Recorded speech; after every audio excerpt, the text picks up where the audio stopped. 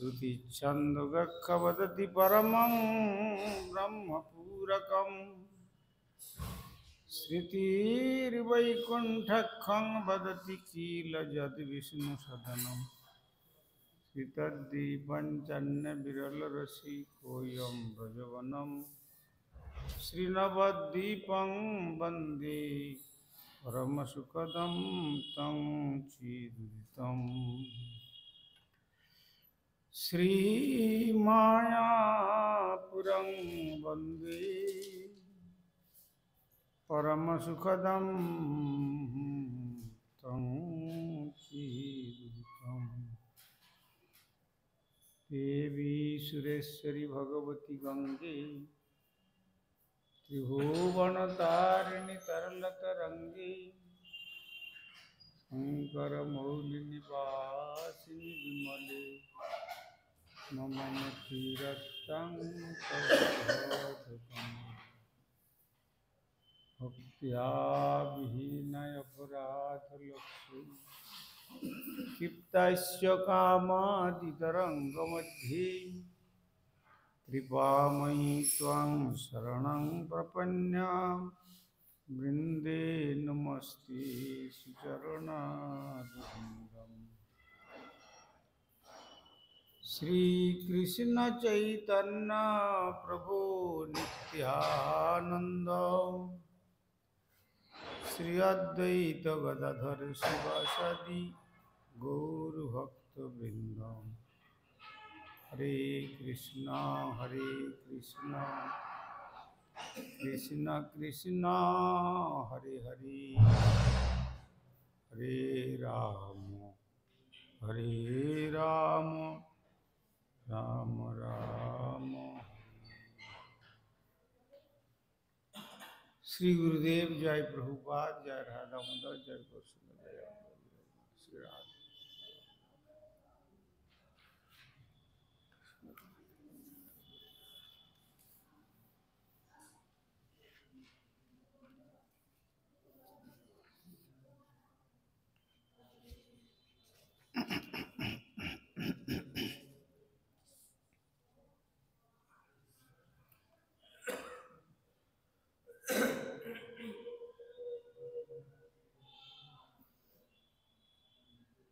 আমরা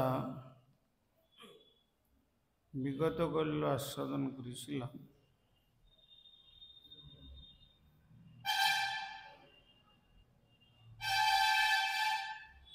সর্বাবতারী লীলা পুরুষোত্তম ভগবান ব্রজেন্দ্র নন্দন শ্রীকৃষ্ণের গোচারণ ক্ষেত্রে সখাগণ সহ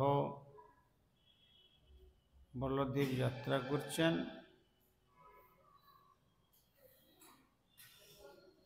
তো তখন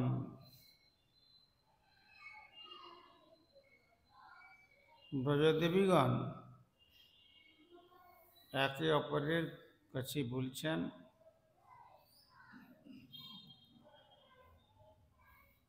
ব্রজের তৃণগুল্ম পশু পক্ষী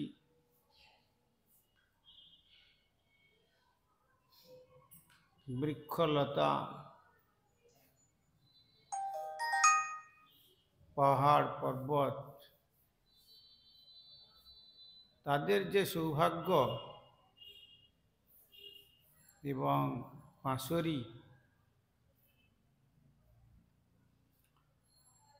এরা কি এমন সৌভাগ্য করেছিলেন যে এরা বিনা বাধাতে শ্রীকৃষ্ণের সেবা করে চলেছে।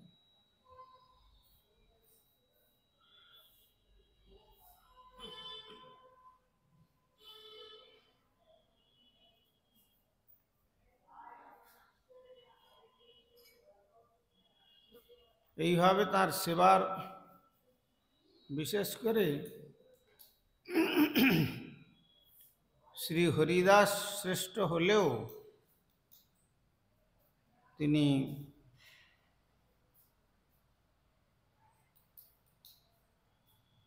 কচি কচি তৃণ অপ্রাকৃত পশুপালদের খাদ্যরূপে ব্যবহৃত হচ্ছে। কন্দর গুহাকে বিশ্রামস্থল, লীলাস্থল, শয়নস্থল বর্ণন করছেন এবং সখাগণ সঙ্গে গিরিরাজ গোবর্ধনে খেলা করবার সুযোগ পেয়েছেন। আবহাওয়া গরম কিংবা ঠান্ডা,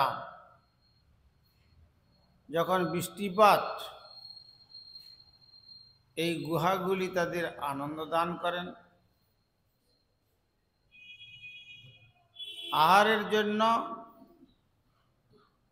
নরম মূল, দেহ অলঙ্কৃত করার জন্য রত্ন, আর বসবার জন্য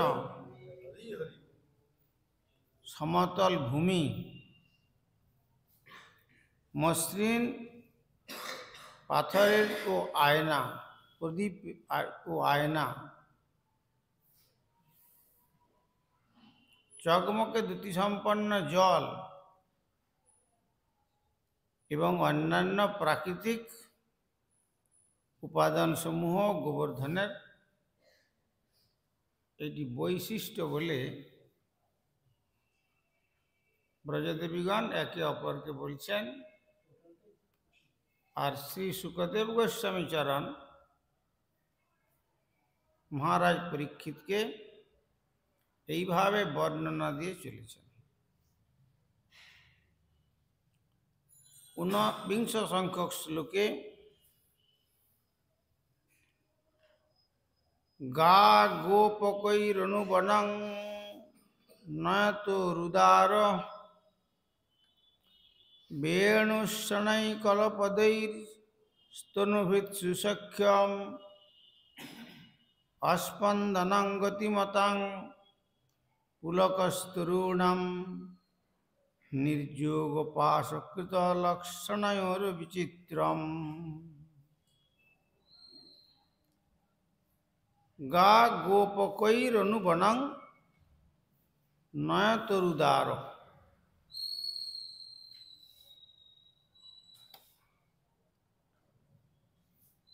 গাভীগণ গোপকৈর বালকদের সঙ্গে অনুবনম, প্রতিটি বনে নয়ত চারণকালে উদার বেণুস্বনেই, ভগবানের বংশীধ্বনির দ্বারা, কলপদৈ মধুর সুরে, তনুভৃৎসু প্রাণীদের গণের মধ্যে, সখ্য হে সখীগণ, অস্পন্দনম স্পন্দনহীন গতিমতাম, অর্থাৎ স্পন্দনহীন প্রাণীর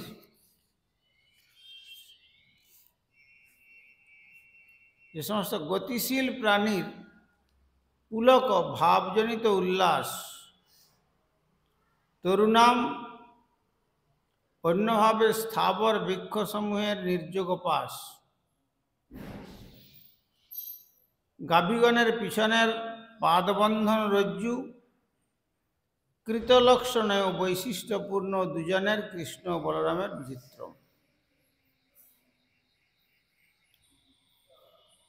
প্রিয় সখীগণ, গাভীদের অগ্রে চারণা করে শ্রীকৃষ্ণ ও শ্রী বলরাম যখন তাদের গোপবালক সখাদের সঙ্গে বনের ভিতর দিয়ে গমন করেন, তখন তারা দুগ্ধ দহনের সময় গাভীদের পিছনের পা বন্ধনকারী রজ্জু বন্ধন করে শ্রীকৃষ্ণ যখন তার বংশী বাজান, তখন সেই মধুর ধ্বনিতে গতিশীল প্রাণী সকল মূর্ছিত হয়ে পড়ে এবং গতিহীন বৃক্ষ সকল ভাবোচ্ছ্বাসে কম্পিত হতে থাকে। এই বিষয়গুলি নিঃসন্দেহে অতি বিচিত্র এবং অপ্রাকৃত রূপে শ্রীধাম বৃন্দাবনের পরিচয় প্রদান করে।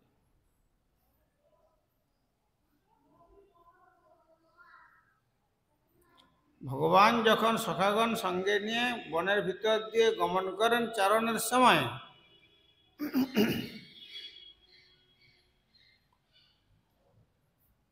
তার বংশীর ধ্বনি, সেই মধুর ধ্বনিতে গতিশীল যে সমস্ত প্রাণী সকল তারা মূর্ছিত হয়ে যায়, আর গতিহীন বৃক্ষপ্রস্তর তারাও যেন ভাবোচ্ছ্বাসে কম্পিত হয়।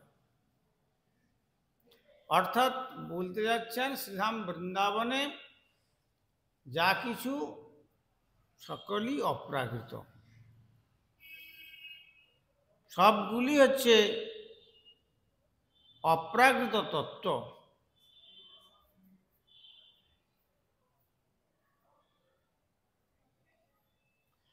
শ্রীকৃষ্ণ বলরাম কখনো কখনো তাদের গোচারণের রজ্জুগুলি তাদের মাথায় পরিধান করেন,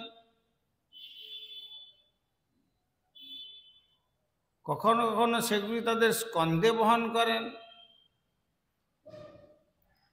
এভাবেই গোপবালকদের সকল সাজ সরঞ্জামের দ্বারা তারা সুন্দরভাবে সজ্জিত হতেন।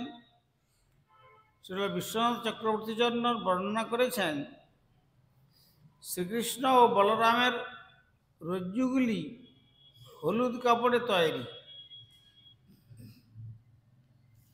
এবং তাদের উভয় প্রান্তে মুক্তাগুচ্ছ ছিল। কখনো কখনো তারা ওই রজ্জুগুলি তাদের পাগড়ির চারদিকে পরিধান করে, তার ফলে রজ্জুগুলিও তাদের বিচিত্র সজ্জা হয়ে উঠত। সেই যে গরুর পিছনের, গাভীর পিছনের যে পা দুটোকে বেঁধে যখন গোদন করা যে রজ্জু, সেই রজ্জুর দুই প্রান্তে মুক্তার মালা, মুক্তার গুচ্ছ, আবার সেইগুলো বহন করতে করতে কখনো কখনো শ্রীকৃষ্ণ বলরাম সেই পাগড়ির মধ্যে বন্ধন করে অলঙ্কৃত করতেন, তাতে কৃষ্ণের বিচিত্র সজ্জা হয়ে উঠত। এবং বিধা ভগবত যা বৃন্দাবনচারিণা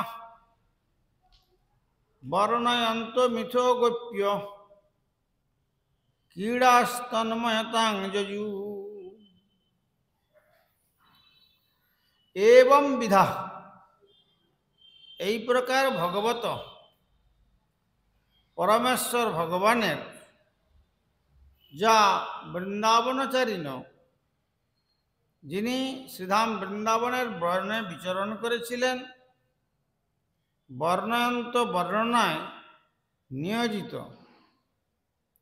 মিথ পরস্পরের মধ্যে গোপ্য গোপীগণ, ক্রীড়া লীলাসমূহ ও তৎময়তাম, তারপর ভাবময় ধ্যানে পূর্ণতা যজু প্রাপ্ত হয়েছিলেন।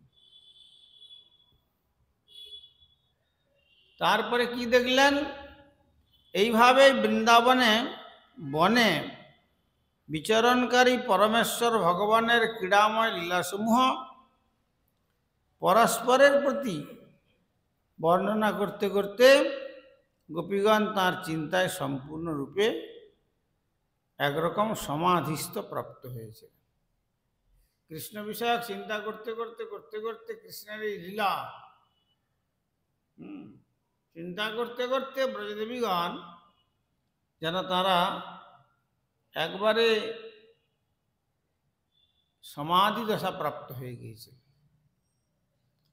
অর্থাৎ তাদের অন্তরে আর অন্য কোনো চিন্তন শক্তি ছিল না। তারা নিরন্তর ভগবান শ্রীকৃষ্ণের কথা চিন্তা করতে করতে, তার লীলা কথা চিন্তা করতে করতে এমনভাবে তারা মনটাকে নিবেশ করেছিলেন যে তাতে তাদের সমাধি দশা প্রাপ্ত হয়েছিল। তাৎপর্যতে বলছেন, কোনোভাবেই হোক সর্বক্ষণ শ্রীকৃষ্ণের চিন্তাতেই মগ্ন থাকতে হবে। যেন তেন প্রকারেণ মনকে বিষয় থেকে তুলে নিয়ে শ্রী ভগবানের চিন্তা যাতে মন করতে পারে, সেইভাবে সাধককে সর্বক্ষণ চিন্তা করতে হবে।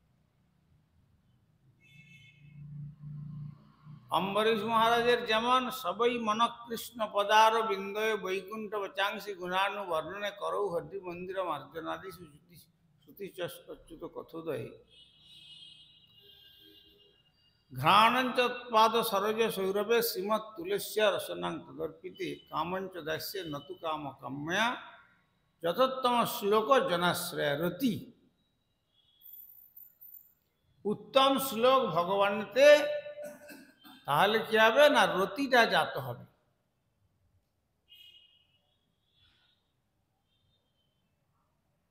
তিনি সমস্ত ইন্দ্রিয়গুলোকে ভগবানের সেবায় নিয়োজিত করেছিলেন। যদিও এক অঙ্গ সাধে কেহ কেহ বহু অঙ্গ নিষ্ঠা হইতে উপজয় প্রেমের তরঙ্গ, কেউ এক অঙ্গ সাধন করেন আর কেউ বা বহু অঙ্গ সাধন করেন। এটি অম্বরীশ মহারাজের চরিত্রেতে শ্রীমদ্ ভাগবতে সেই কথা বর্ণিত হয়েছে।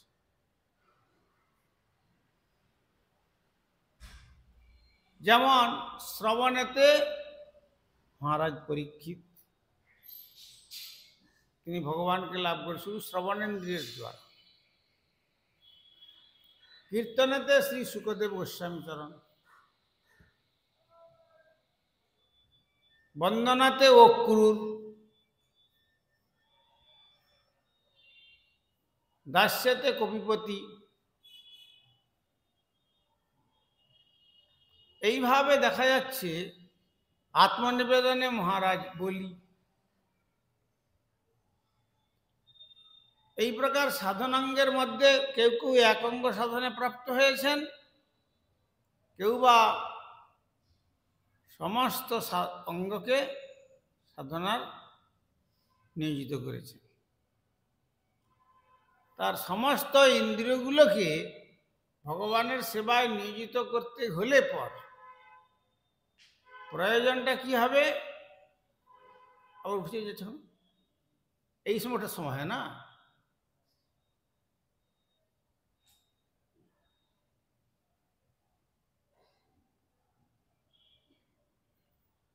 এই সময়তে সাধন করলে কি হয় না,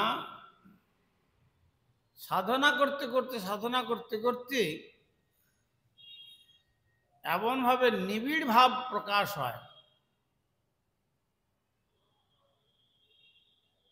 তখন সর্বক্ষণ একে যদিও মন বিভিন্ন বিষয়ের দিকে সে আকর্ষণ করবে, কিন্তু ঐকান্তিক নিষ্ঠার সহিত যখন শ্রবণাঙ্গ ভক্তিযোগের অনুশীলন করবে, তখন আর মন সেদিকে যেতে পারবে না। অভ্যাসেন তুকন্তেয় বৈরাগ্যেন চ গৃহ্যতে। অভ্যাসের দ্বারা মন সেইভাবে তখন তাকে পরিচালনা করবে। এই জন্য বলেছেন উপনিষদে, মনঃ এব মনুষ্যানাং কারণম বন্ধ মোক্ষয়। এই মনটাই হলো মানুষের বন্ধনের কারণ, আবার মুক্তিরও কারণ। যদি মন ভগবানের চরণেতে বিশেষ রূপে নিয়োজিত করা যায়, সে তখন সমস্ত ইন্দ্রিয়গুলোকে ভগবানের সেবায় লাগিয়ে দেবে। আর যদি মনের বশীভূত হয়ে যদি মানুষ চঞ্চল হয়ে যায়, তাহলে ভগবানের চরণ থেকে দূরে সরে যায়। এই জন্য মন সাধকের শত্রুও বটে, আবার সাধকের বন্ধুও বটে। যিনি মনকে বন্ধুত্বে পরিণত করতে পেরেছেন, তিনি ভগবানের পাদ পদ্ম লাভ করতে পারবেন। আর যিনি মনের সকল কল্পিত ভাবনা দ্বারা, যারা নিজ নিজ আচরণের মাধ্যমে মনে করেন যে আমি এইটা করলে মনে হয় আমার সিদ্ধি হবে, হুম। অথচ গুরু বৈষ্ণব ভগবানের যে একটা আনুগত্যময় সেবা, সে আনুগত্যময় সেবাকে পরিবর্জন করলে প্রহ্লাদ মহারাজ সেখানে কি বলেছেন? প্রহ্লাদ মহারাজ বলছেন যে তারা হচ্ছে যারা কেবল নিজ ভজন করতে চায় এই কলিকালে, তাদের পক্ষে দুরূহ ব্যাপার। তাদের মায়ার প্রভাব পড়বার সম্ভাবনা খুব বেশি। কেননা তাদের দোষটা তো আর গুরু বৈষ্ণবগণ থাকলে তাদের যেটা ভুল ত্রুটি দোষ সেটা ধরিয়ে দেন। আর যদি একা থাকে, ভুল করলেও সে জানে না যে আমি এটা ভুল করছি, ঠিক করলেও জানে না যে এটা আমি ঠিক করছি। এই জন্য বিশেষ করে কলিকালে শাস্ত্রে বলেছেন সঙ্গ শক্তি কলিযুগ। এই কলিযুগে সঙ্গের মাধ্যমে থেকে আমাদের ভগবানের আরাধনাতে শক্তি লাভ হয়। এই যেমন ভাগবত শুনতে শুনতে উঠে গেল, এটা অপরাধ হলো। এটা কি করলাম, যে এটা তখন আমি তাকে বললাম, তখন সে সেটাকে সংশোধন করার চেষ্টা করবে। আর যদি একা বসে থাকে, ভুল করলেও কেউ কিছু বলবে না, আর ভালো করলেও কেউ কিছু বলবে না। ফলে সেখানে মানুষের সাধনের পথ থেকে ভ্রষ্ট হওয়ার সম্ভাবনাটা খুব বেশি হয়।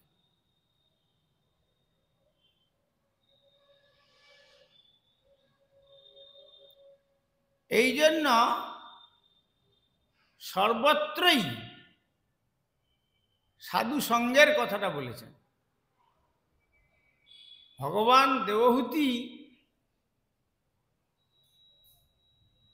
মা দেবহূতিকে কপিল দেব বলছেন, মাগো তুমি যে সাধনার কথা জানতে চাচ্ছ, শতাং প্রসঙ্গান মহাবীর্য সম্বিদ ভবন্তি হৃদকর্ণ রসায়নাক কথা। শতাং প্রসঙ্গান, সাধুগণের সঙ্গেতে প্রকৃষ্ট রূপে আমার ভজনের গূঢ় রহস্য অবগত হওয়া যায়। ভবন্তি হৃদকর্ণ রসায়নাক কথা, হৃদয় থেকে কর্ণ রসায়ন হবে, কান দিয়ে হৃদয়কে আনন্দ দান করবে, সেই কথা শোনার সুযোগ হয়। আর সেইভাবে সাধু সঙ্গে সেবন করতে করতে করতে করতে অপবর্গ বর্তমানী, অপবর্গ পথস্বরূপ যে ভগবান শ্রীহরি শ্রদ্ধা রতি ক্রমে ক্রমে জীব লাভ করে, সে তখন সাধনার সমস্ত বাধাকে অতিক্রম করতে পারে। এই জন্য সাধুসঙ্গ সর্বশাস্ত্রে কয়, লবমাত্র সাধুসঙ্গে সর্বসিদ্ধি। আবার মহাপ্রভু বলছেন সাধুসঙ্গে কৃষ্ণ নাম করো। সাধুসঙ্গে কৃষ্ণ নাম এইমাত্র চাই, সংসার জিনিতে আর কোনো বস্তু নাই। অতএব সাধুসঙ্গে থেকে ভগবানের ভজন করলে আমরা যতটা সহজ রূপে আমরা ভগবানকে লাভ করবার সুযোগ পাব এই কলিকালে, কিন্তু সাধুসঙ্গকে বর্জন করলে সেখানে ভগবানের পাদ পদ্ম লাভের সম্ভাবনা হতেও পারে, আবার পতিত হয়ে যেতেও পারে।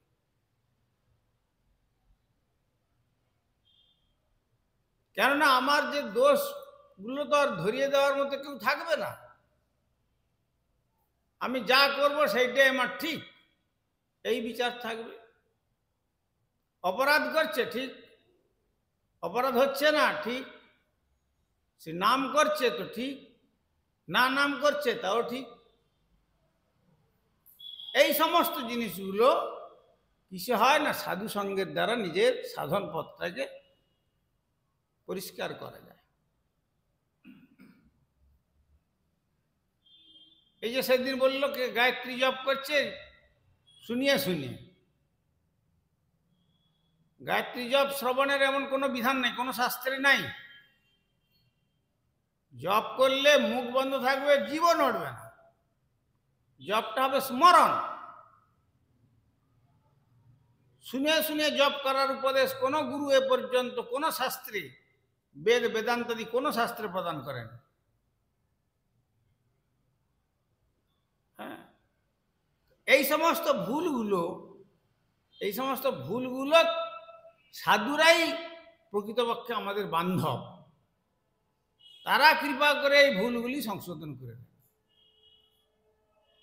মাস্টার মশাই যেমন ছেলেদের শাসন করেন, আজকাল যদিও শাসন নেই, শাসন করেন কেন? মাস্টারের কোনো লাভ নেই, লাভ ছাত্রের, তাদের ভবিষ্যৎটা যাতে ব্রাইট, উজ্জ্বল হয়। এই জন্য বেদ আদি শাস্ত্রের থেকে আরম্ভ করে সর্বত্র সাধু সঙ্গের কথা কীর্তন করেছে। আবার সঙ্গ শক্তি কলিযুগেতে সঙ্গের শক্তিটাই সব থেকে বড় জিনিস।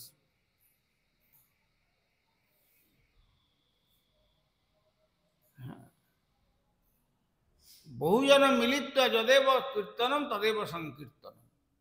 কারণ এখানে ইচ্ছা থাকলেও কি, ইচ্ছা না থাকলেও কি, হয়তো কখন আমি অসমর্থ, তথাপি ভগবানের নাম আমার কানে আসবে। আর যখন সামর্থ্য, তখন তো তাদের সান্নিধ্য লাভ করতে পারবো। ইচ্ছায় অনিচ্ছাতে আমি তখন আমার পরমার্থের পথ থেকে সহায়ক হয়ে উঠবে। সেই জন্য এখানে বলছেন যে ভগবানের যে এই পরস্পর লীলা কথা সখীগণ একা একা চিন্তা করছেন না, ব্রজদেবীগণ একা একা কীর্তন করছেন না, ব্রজদেবীগণ একা একা চিন্তা করছেন না। যমুনার তটে একত্রে একসঙ্গে বসে ভগবানের চিন্তা করছেন। তখন ভগবান বাধ্য হয়েছেন আসতে। তো সেটা তো ছিল দাপর যুগ, কিন্তু কলিযুগে সংঘ শক্তি কলুক কাল।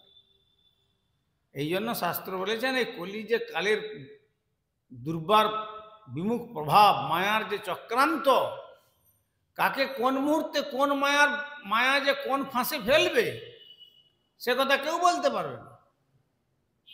এই জন্য তার থেকে আমাদের রক্ষা করার মালিক হচ্ছেন ভগবান। তার নিজের ভক্তগণকে জগতে প্রেরণ করেন, তাদের সঙ্গে থেকে, তাদের আনুগত্যে থেকে, তাদের কথা শুনে যদি হরিভজন করে, তাহলেই তার দ্বারা ভজনের উন্নতি হয়।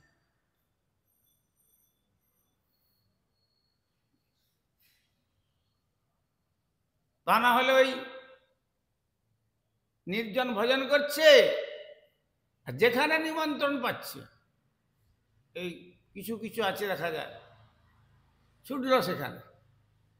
কেন? না অর্থের লোভ।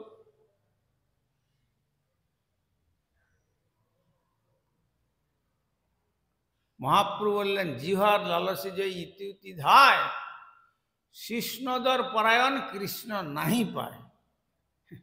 একবারে মহাপ্রভু পরিষ্কার করে রঘুনাথ দাস গোস্বামীকে বলে দিলেন। সেই জন্য এখানে ব্রজদেবীগণ সকলে একত্রিত হয়ে একসঙ্গে তারা শ্রীকৃষ্ণের আরাধনা করছেন। আর আরাধনা করতে করতে ব্রজদেবীগণ তার চিন্তায় সম্পূর্ণরূপে নিমগ্ন হয়ে গেছে।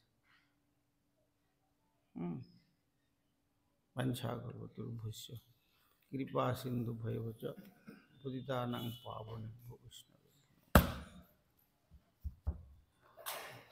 হরিহরয় নমঃ। কৃষ্ণ যাদবায় নমঃ। হরিহরায় নমঃ। কৃষ্ণ যাদবায় মাধবায় কেশবায় নমঃ। আর গোপাল গোবিন্দ রাম শ্রী মধুসূদন। গিরিধারী গোপীনাথ মদন মোহন। चैतन्य नित्यानंद श्री अद्वैत सीता हरि गुरु वैष्णव भागवत गीता श्री रूप सनातन भट्ट रघुनाथ जीव गोपाल भट्ट दास रघुनाथ जय गोसाई करी चरण बंदन जा होइते विघ्न नाश अभिष्ट पुराण जय गोसाई जार मोहितार दास बारी पदरेणु मोर पंचग्राम चरण से भी भक्त सनेबार जन्म जन्म है विराट जय गोसाई जबे ब्रज कुइलावास राधा कृष्ण नित्य लीला लीला प्रकार मेरे आनंदी बोलो हरि भज वृंदावन आरती गुरु वैष्णव पदे मजाइया मन गुरु वैष्णव पाद पद्म करिया नाम संकीर्तन कहि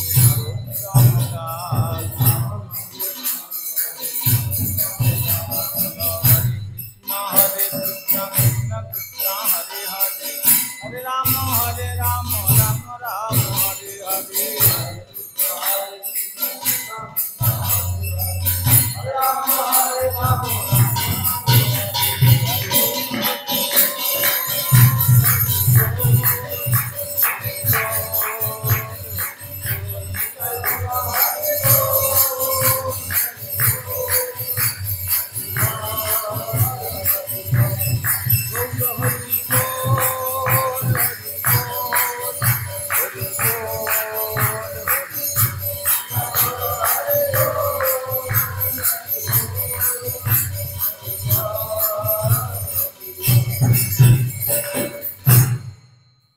श्री श्री गुरु गौरांग गंधर्विका गिरिधारी गोविंद गोपीनाथ मदन मोहन श्री जगन्नाथ बलदेव सुभद्रा राधा राधारमन देव धमेश्वर श्री गौर सुंदर श्री जगन्नाथ देव श्री गिरिराज महाराज श्री राधा दामोदर जी ग्रंथराज श्रीमद भागवतम तुलसी महारानी तथा संध्याकालीन भागवत अधिवेशन महामहोत्सव परमाराध्य श्री गुरुपाद पद्म विष्णुपाद परिव्राजकाचार्य दंडीश्वर श्री श्रीमद भक्ति कुमुद संत गोस्वामी ठाकुर की जय जगत गुरु श्रील प्रभुपाद भक्ति सिद्धांत सरस्वती गोस्वामी ठाकुर की जय सपार सचिनंदन श्री गौरसुंदर की जय सपार सत श्रील प्रभुपाद की जय श्री रूपानुग गुरुवर्ग की जय ग्रंथराज श्रीमद भागवतम की जय श्रोता भक्त वृंद की जय जय श्री हरिनाम संकीर्तन महोत्सव की जय श्री श्री निताई गौर प्रेमानंद हरि हरि।